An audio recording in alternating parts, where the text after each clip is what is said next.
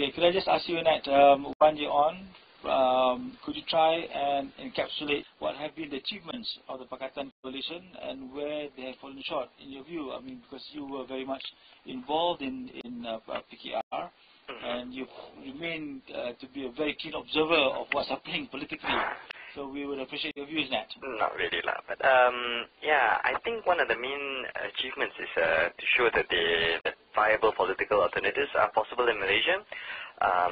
Especially, after 50 years of PN, when the few more state governments were taken over by Pakatan, we saw no race riots, no destruction of Malay rights, no shift to Taliban rule or breakdown of law and order.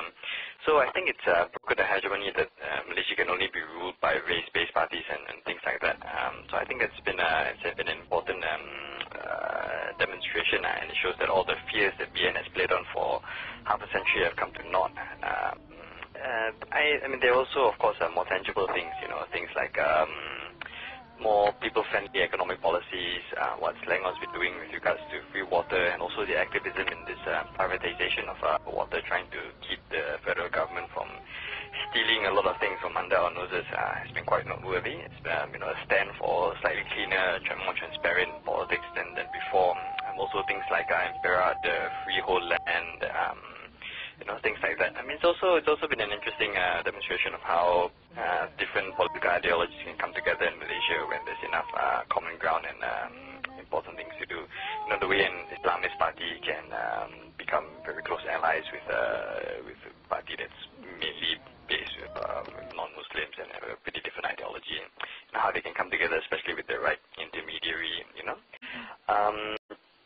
So yeah, I think this is it's been a new phase, and it's given some hope that we don't have to put up with the same kind of thing again and again. The monopoly has been broken, I think, so that's been important.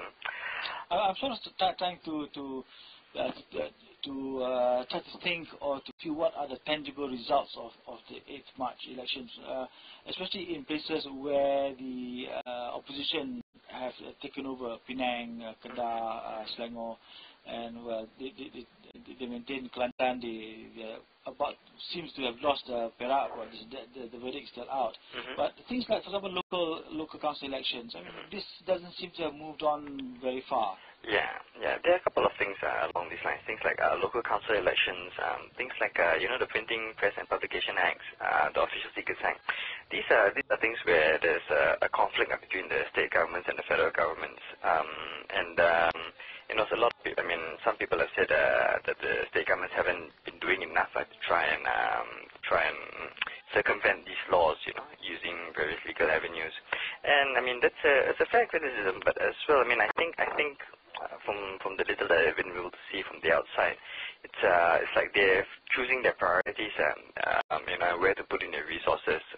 Some of the extended legal battles and the amount of thought space that these things seem to take don't appear to be. I mean, put them a bit lower on the list. They appear to be thinking more on simpler measures that have a more quicker and tangible effect that can ease the burden of the poor and things like that.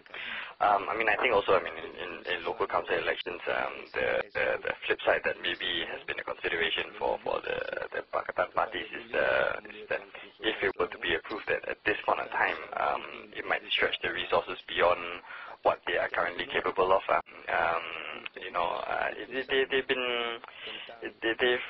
This last year has seen those state governments spending a lot of time putting out fires, and they are kind of coming under constant attack. The culmination of which is obviously Perak, where the whole government has been brought down, and nobody likes the fact that people spend so much time on politics rather than governance. But the reality of it has been as such that it's become very, very stretched, and they also have to deal with all these things at the same time and deal with birth pains in a way, taking over the governments for the first time, sorting out internal party dynamics and things like that. So I think that's what has taken up most of the energy, and it's the main reason they haven't been able to come to these things yet. There are also some stresses and strains within the Pakatan Coalition. Do you think they'll be able to hold it together? Well, yeah, I mean, again, obviously, all these parties come from fairly different starting points. They're all quite unique in their way. One is the only Islamist party in Malaysia.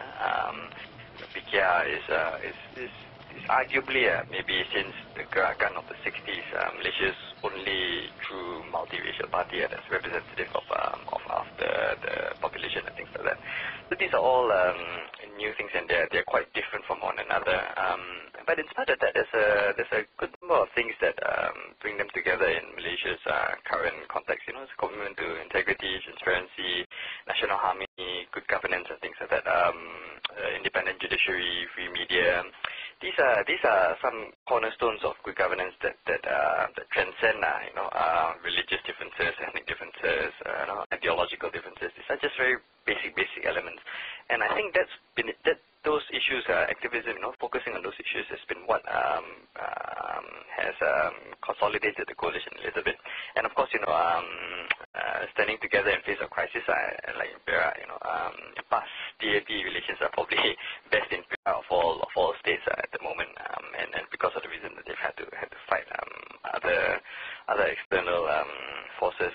So it's understandable, I think, that they've come under strain. But so far, as long as there's more that unites and divides, I think they'll do okay, and that is currently the case. Because in the Malaysian context, there's so much to fix. I mean, and also, of course, within each party, there are also very unique and particular dynamics. Each party, some might be more inclined to Pakatan, some might be more inclined to like go their own way and be independent or that sort of thing. So it will be a while before these one particular faction really takes hold. So while all these dynamics are playing out, we'll see some hitches and bumps. But I think as long as there is this need, for again independent judiciary, free media, cleaner government, more transparency, I think the coalition will hold because of that, and the pressure from the people to hold them to account, to be that alternative and champion those causes, I think will keep them together, more together than apart. Okay, finally, Nat, what would you like to see in the next 12 months? I beg your pardon? What would you like to see in the next 12 months? What would I like to see? From the Pakatan coalition. A new federal government would be awfully nice. I mean, I think it'd be, these governments do a lot of work. They sometimes it's a bit smaller, a bit more piecemeal, and a lot of times the people are not so aware of what is going on. So I think a more considered, cohesive communication strategy of what the government is doing would go a long way. And also, of course, maybe a focus on slightly more tangible, simpler things. I mean, it's just a very, very simple things like keeping your roads, well tarred, and cutting down on potholes, trying to do as much as they can on things like crime, safety, day-to-day things. Have more visible strategies, more bolder strategies, to make the quality of life better for the average Joe. I think those would go a long way. Again, a bit more boldness. There are times when, obviously, we are not in their shoes. We don't have to deal with the problems that they have to deal. So it's easy for us to say, like, go, do more, take more risks. But at the same time, I think that's our function as well as the rakyat, as civil society, is to pressure them a little bit to do more, to go further, to be more visible. I think at this point, those window of opportunity may not be very large, but you still have time to take some risks, do things a bit more proactively, in a sense. Yeah. Okay. Okay, Nat, thanks very much. Thank you very much, sir. So hope to see you around soon. Inshallah. Okay. Okay. Thanks a lot. You take care. Thank you. Bye.